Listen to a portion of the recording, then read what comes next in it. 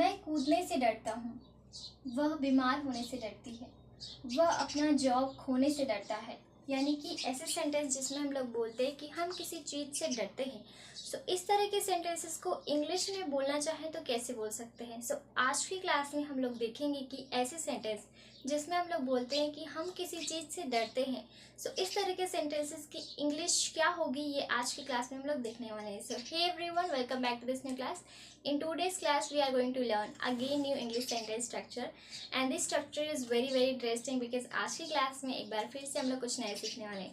तो चलिए इस वेरी इंटरेस्टिंग क्लास की शुरुआत करते हैं और देखते हैं कि आज की क्लास के सेंटेंसेस की इंग्लिश क्या होने वाली है. So let's begin. सो इस तरह के सेंटेंसेस को बनाने का स्ट्रक्चर क्या होगा, ये सबसे पहले देख लेते हैं, क्योंकि स्ट्रक्चर के थ्रू ही हमें इन सेंटेंसेस को डील करने हैं. Alright, so let me tell you, डरने की इंग्लिश क्या होती है. डरने को इंग्लिश में हम लोग बोलते हैं अफ्रेड. ओके, सो इस सेंटेंस में आपको अफ्रेड का यूज करना है. So let's see. सो इसका स्ट्रक्चर होगा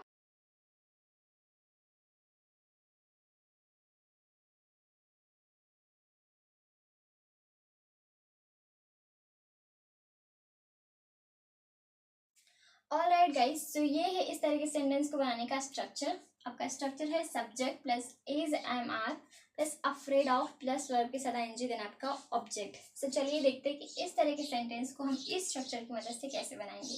सो पहले सेंटेंस है मैं कूदने से डरता हूँ.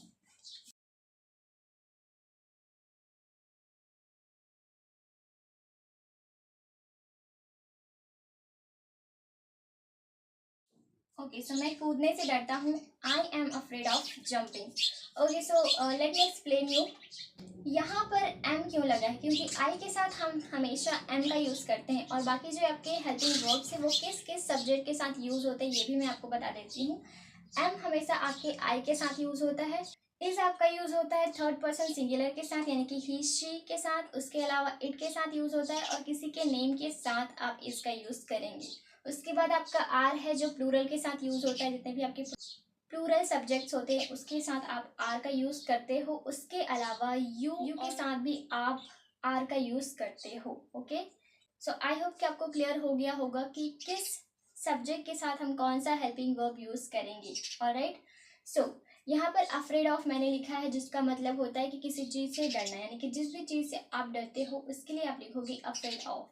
देन जो भी आपका वर्ब होगा उसे आपको लिखना है. ऑलराइट, सो आई होप कि ये स्ट्रक्चर और ये सेंटेंस आपको क्लियर हो गए होंगे. Now let's see the next sentence. वह बीमार होने से डरती है.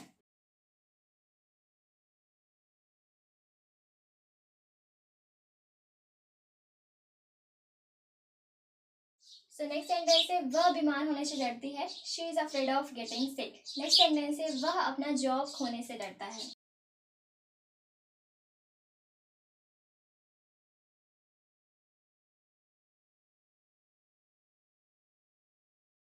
ओके, सो वह अपना जॉब खोने से डरता है. He is afraid of losing his job.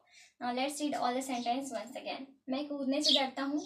I am afraid of jumping. वह बीमार होने से डरती है. She is afraid of getting sick. वह अपना जॉब खोने से डरता है. He is afraid of losing his job. Now you can take a screenshot.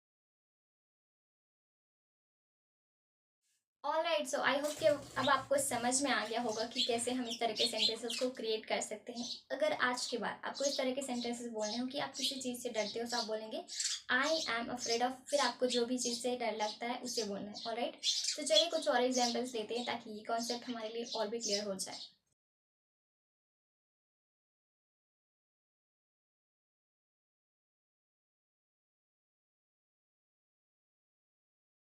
Alright guys, these are some extra examples. Let's make it. पहले सेंटेंस है मैं fail होने से डरता हूँ. नेक्स्ट है वह गाड़ी चलाने से डरती है. नेक्स्ट सेंटेंस है आप अंग्रेजी बोलने से डरते हो. चलिए इन सेंटेंस की इंग्लिश बनाते हैं. तो पहले सेंटेंस है मैं फेल होने से डरता हूँ.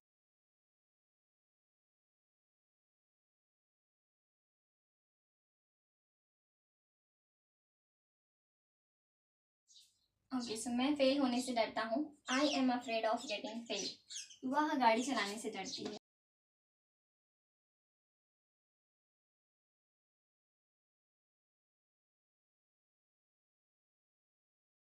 वह गाड़ी चलाने से डरती है. She is afraid of driving a car. Next है आप अंग्रेजी बोलने से डरते हो.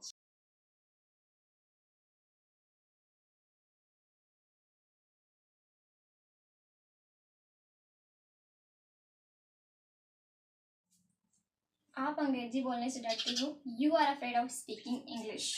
यहाँ पर मैंने शी लिखा है, यानी कि वह लड़की के लिए। यहाँ पर मैं किसी का नाम लिख दूँ तो आप वहाँ पर क्या यूज़ करेंगे, इज का। जैसे कि Radhika is afraid of driving a car, इस तरह से।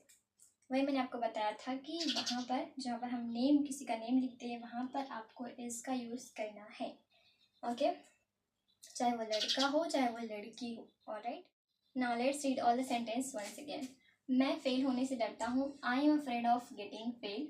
वह गाड़ी चलाने से डरती है, she is afraid of driving a car. आप अंग्रेजी बोलने से डरते हो, you are afraid of speaking English. Now you can take a screenshot.